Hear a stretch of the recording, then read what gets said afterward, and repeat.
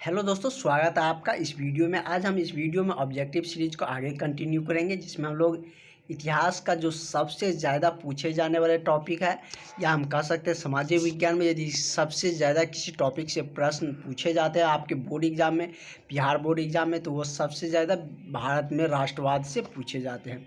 तो आज हम इसी टॉपिक को कवर करेंगे और सारे प्रश्न को हम अच्छे से समझाएंगे, ताकि आपको बहुत ज़्यादा रटने की ज़रूरत ही ना पड़े।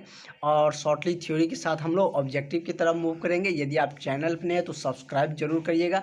इस चैनल से आपको निश्चित रूप से बेनिफिट मिलने वाले हैं। तो चलिए हम लोग स्टार्ट करते हैं।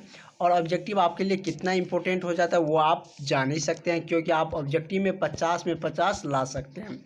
और मेरे साथ अंत तक आप जुड़े रहिएगा, तो हर एक सब्जेक्ट में आपको 50 में 50 ज़रूर आएगा। और ऑब्जेक्टिव ही आपके नंबर को स्कोरिंग कर सकता है।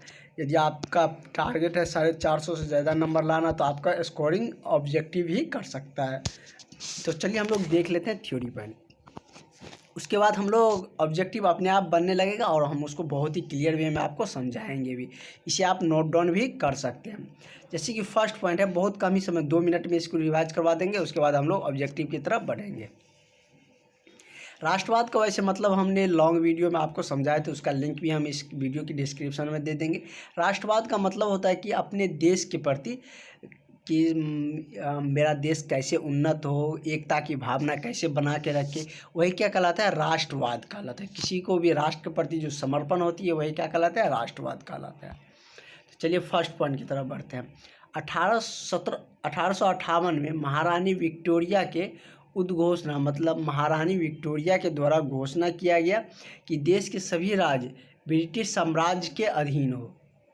क्योंकि आप सबको पता है कि 1857 में क्रांति हुई थी, जिसे हम 1857 की क्रांति भी कहते हैं, जिसमें मंगल पांडे के द्वारा क्रांति हुई थी।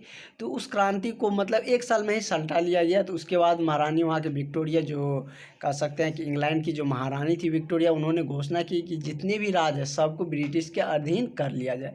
क्योंकि जब ब्रिटिश सरकार 1600 ईस्वी में, आप सबको पता है कि ईस्ट इंडिया कंपनी भारत आ गए थे, तभी से उन्होंने अपना वर्चस्व जमाना कह सकते हैं कि स्थापित कर दिया था। और उन्होंने 19वीं सदी आते आते, वो 18वीं सदी आते आते पूरी तरह से भारत पे हावी हो गए थे।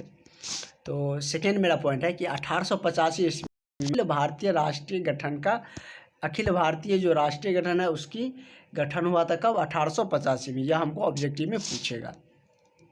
उसके बाद नेक्स्ट क्वेश्चन है कि रॉलेट एक्ट 19 में पारित हुआ था, और इसी क्रम में 13 अप्रैल 1919 को जलियांवाला बाग हत्याकांड भी हुआ था। इससे देखिए 2-3 ऑब्जेक्टिव मेरा बनेगा कि रॉलेट एक्ट कब पारित हुआ था, कि 1919 ईस्वी में ही रॉलेट एक्ट पारित किया गया था। और इसी के विरोध में सारे लोग क्या कर रहे थे, जब सतपाल किचलू और एक और कह सकते हैं कि स्वतंत्रता सेना थी, जिसको अरेस्ट कर लिया गया था। इसे रॉलेट एक्ट को काला कानून भी कहा जाता था। इसी एक्ट के तहत उनको अरेस्ट कर लिया गया था। तो इसी के विरोध में सभाएं बुलाई गई थी अमृतसर में, जलियांवाला जगह है वहाँ पे। उसी क्रम में वहाँ पे क्या हुआ कि जनरल डायर ने क्या किया कि गोली चलाने का आदेश दे दिया गया था, जिसमें बहुत सारे निर्दोष लोग मारे गए थे। तो उसी को हम क्या बोलते हैं, जलियांवाला बाग हत्याकांड बोलते हैं। और वो हमने लॉन्ग वीडियो में बताया भी है, यदि आप नहीं देखें तो वो देख सकते हैं। उसके बाद नेक्स्ट मेरा क्वेश्चन है कि राष्ट्रीय कांग्रेस कलकत्ता अधिवेशन सितंबर 1920 में गांधी जी के नेतृत्व में असहयोग आंदोलन चलाया गया। इससे भी मेरा 2-3 ऑब्जेक्टिव बन रहा है कि असहयोग आंदोलन कब चलाया गया था, तो 1920 ईस्वी में। ये कह सकते हैं कि जलियांवाला बाग हत्याकांड होने के बाद ही क्या चलाया गया था, असहयोग आंदोलन चलाए गए थे। और इसकी अध्यक्षता, राष्ट्रीय कांग्रेस की अध्यक्षता कौन किया था, तो गांधी जी के नेतृत्व में किया गया था। उसके बाद मेरा नेक्स्ट पॉइंट है, गांधी जी ने 12 मार्च 1930 ईस्वी को सविनय अवज्ञा आंदोलन की शुरुआत दांडी यात्रा से की। यदि आपसे सविनय अवज्ञा आंदोलन पूछा जाए तो 1930, दांडी यात्रा भी कब, 1930 में ही हुआ था। मतलब सविनय अवज्ञा आंदोलन के शुरुआत से ही दांडी यात्रा क्या कर दिया था, शुरू कर दिए थे। उसके बाद मेरा याद करने की अब ज़रूरत नहीं पड़ेगा कि, और कोई कन्फ्यूजन भी नहीं रहेगा कि सविनय अवज्ञा और दांडी यात्रा कब हुआ था। दोनों एक साथ ही एक ही ईयर में हुआ था, 1930 में। और जलियांवाला बाग हत्याकांड और रॉलेट एक्ट भी एक ही ईस्वी में हुआ था, 1919 ईस्वी में। उसके बाद नेक्स्ट मेरा क्वेश्चन है कि सविनय अवज्ञा आंदोलन से वानर सेना और मंजूरी सेना का गठन हुआ था। सविनय अवज्ञा आंदोलन के तहत ही दो सेना का गठन किया गया था, एक वानर सेना और एक मंजूरी सेना का गठन हुआ था। इससे भी दो क्वेश्चन बन रहा है। यदि पूछा जाए किस आंदोलन के तहत वानर सेना का गठन हुआ, तो किसके तहत? सविनय अवज्ञा आंदोलन के तहत। सारे ऑब्जेक्टिव क्वेश्चन अब आपको मिलने वाले हैं और आपको एक भी ऑब्जेक्टिव क्वेश्चन छूटेगा नहीं और आपको एग्ज़ाम में हर एक क्वेश्चन ज़रूर आते रहेगा। अच्छे से आपको कोई बिना कन्फ्यूजन का आप बना के आइए। नेक्स्ट मेरा पॉइंट है कि चंपारण सत्याग्रह, चंपारण आंदोलन कह सकते हैं, जो 1917 ईस्वी में बिहार के मोतिहारी से चलाया गया था और किसके विरोध में? नील के खेती के विरोध में चलाया गया था, क्योंकि किसान नील की खेती करना नहीं चाहते थे लेकिन अंग्रेज ज़बरदस्ती करवाते थे।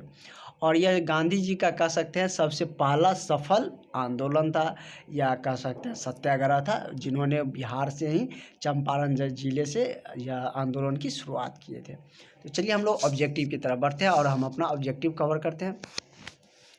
कह रहा है कि सविनय अवज्ञा आंदोलन कब और किस यात्रा से शुरू हुआ था? तो सविनय अवज्ञा आंदोलन अभी हम बताए थे कि 1930 ईस्वी में डांडी यात्रा के साथ शुरू किया गया था। तो इसका करेक्ट आंसर क्या हो जाएगा? ऑप्शन नंबर बी हो जाएंगे। और यह सिर्फ 19 ही ने, कई बार अभी तक बिहार बोर्ड के एग्जाम में पूछा जा चुका है।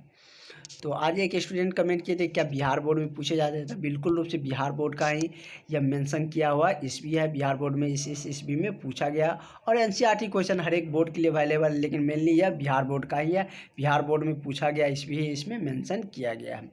नेक्स्ट मेरा क्वेश्चन है कि जलियांवाला बाग हत्याकांड कब हुआ था?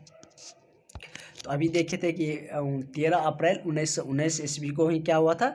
जलियांवाला बाग हत्याकांड हुआ था, जो कि किसके विरोध में चल रहा था? रॉलेट एक्ट के विरोध में हो रहा था। तो ये क्वेश्चन भी आपको आसानी से बन गया।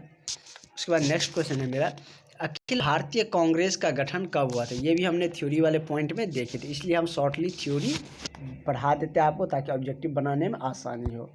तो अखिल भारतीय राष्ट्रीय कांग्रेस की स्थापना 1885 ईस्वी में किया गया था।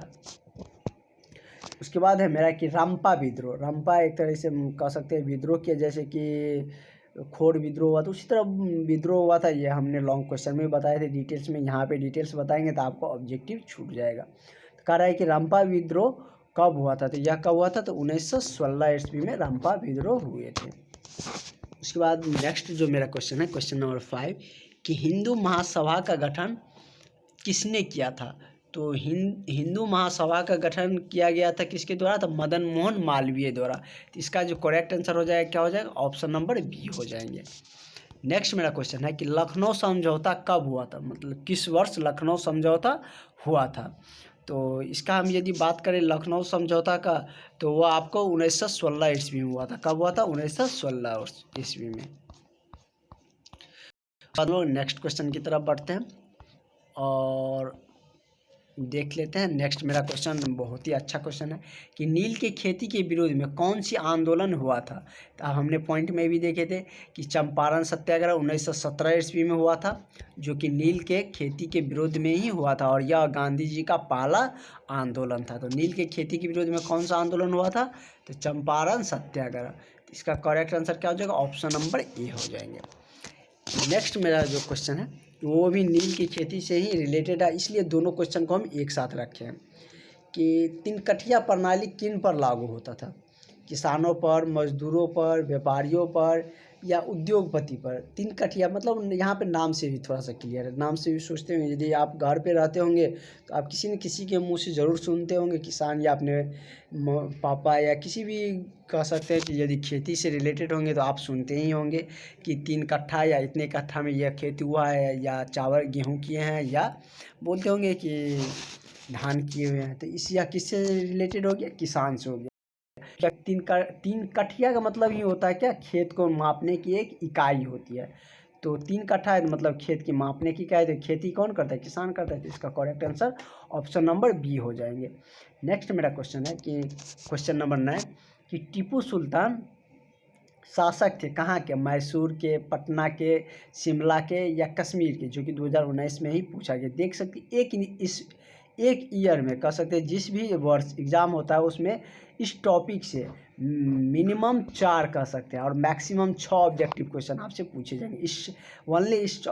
इस टॉपिक से आपसे 6 ऑब्जेक्टिव क्वेश्चन, और अभी तो और भी ज़्यादा पूछ दिए जाते हैं क्योंकि 50 में 100 क्वेश्चन दिए जाते हैं, तो इस अनुसार से दुगुना क्वेश्चन पूछा जाता है। तो इस चैप्टर से आपको 6 से 8 क्वेश्चन देखने को मिल सकते हैं। हर एक, जैसे 19 में ही देखें तो 19 में कितना क्वेश्चन अभी तक आपको मिल चुका है। तो कह रहा है कि टीपू सुल्तान कहाँ के शासक थे, तो टीपू सुल्तान मैसूर के शासक थे और इसकी राजधानी थी श्रीरंगपट्टनम, जो कि अंग्रेज़ों के साथ लड़ते हुए 1999 ईस्वी में इनकी मृत्यु हो जाती है, क्योंकि वह लगातार कह सकते हैं 82 से ही यह युद्ध लड़ रहा था अंग्रेज़ों से कि हम उसको टैक्स नहीं देंगे, और लास्ट में जब 2 बार इन्होंने अंग्रेज़ से जीत भी हासिल किए थे, लेकिन धीरे धीरे मराठा और भी जो इनके थे कह सकते हैं मराठा और एक क्षेत्रीय जो कह सकते हैं कि जो राजस्थान में शासक होते थे वो दोनों अंग्रेज़ के साथ देने लगे थे। इस कारण से टीपू सुल्तान हार गए थे और उसकी मृत्यु हो गई थी 1999 में। वह कहाँ के शासक थे, तो मैसूर के शासक थे टीपू सुल्तान। नेक्स्ट मेरा क्वेश्चन है कि वानर सेना एवं मंजूरी सेना का गठन किस आंदोलन से हुआ था। हमने लास्ट वाला पॉइंट देखे थे जिसमें यही लिखा हुआ था कि वानर सेना और मंजूरी सेना का गठन सविनय अवज्ञा आंदोलन के तहत किया गया था। उसने हम थ्योरी वाले पॉइंट में आपको बताए थे। इसका करेक्ट आंसर क्या हो जाएगा, ऑप्शन नंबर सी हो जाएंगे। और क्वेश्चन नंबर 11 आपके लिए बनाने के लिए छोड़ देते हैं। इसमें आप इसको कमेंट सेक्शन में लिखिएगा इसका कौन सा ऑप्शन सही होंगे। कि कह रहा है कि चोरा चोरी हत्याकांड कब हुआ था, 5 फरवरी 1922 या 5 मार्च 1920 या 11 मार्च 1930। तो आपको इस क्वेश्चन का आंसर कमेंट सेक्शन में देना है। यदि नहीं भी अगर पता हो तो भी आप ट्राई करिएगा क्या कि कौन सा मतलब इसका आंसर होना चाहिए, क्योंकि इतना हम आपको बता दिए कि आप अनुमान भी लगा सकते हैं। क्योंकि 1930 में क्या हुआ था, तो सविनय अवज्ञा दांडी यात्रा या सविनय अवज्ञा आंदोलन हुए थे। 1920 में क्या हुआ था ये भी हमने आपको बताए थे। तो आप इसमें अनुमान के तहत भी आप इतना तो अब आपको पता चल गया होगा। ईस्वी के क्वेश्चन में भी आपको रटने की ज़रूरत नहीं पड़ेगी, हम इस तरीके से आपको बता देंगे कि आपको पता चल जाएगा कि इस काल में ये हुआ था, इस समय में ये हुआ था, और कोई कन्फ्यूजन, बिना कन्फ्यूजन का आप क्वेश्चन का आंसर दे सकते हैं। तो यदि आपको इस वीडियो से थोड़ा भी यदि प्रॉफिट होता हो तो चैनल को सब्सक्राइब करके रखिएगा, और आपके जो व्हाट्सएप ग्रुप में जो भी फ्रेंड होंगे जो 2023 में एग्ज़ाम देंगे उनके साथ ज़रूर शेयर करिएगा, ताकि उन्हें भी बेनिफिट मिले और हमें भी मोटिवेशन मिले। तो मिलते हैं नेक्स्ट वीडियो में, अभी तक के लिए इतना ही, थैंक यू।